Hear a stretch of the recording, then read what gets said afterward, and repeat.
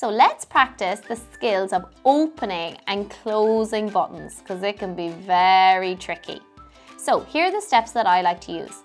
First, we're going to practice opening buttons. I want you to pinch the button, pull out the shirt, push it through and grab it. Well done! Let's try that again. Pinch the button with your index and your thumb. Pinch this side of the shirt, pull it out, push it through, grab it. Yay! One last time. Pinch, pull, push, grab it. Brilliant. Now we're going to practice closing the button. Pinch the button. Don't use your whole hand, just these 2 fingers.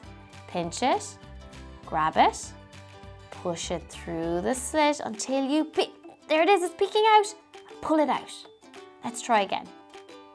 Pinch, hold, push, grab. Again. Pinch, hold, push, grab. Amazing! Keep practicing because small buttons are really tricky. You could start with bigger buttons and then move smaller. Best of luck!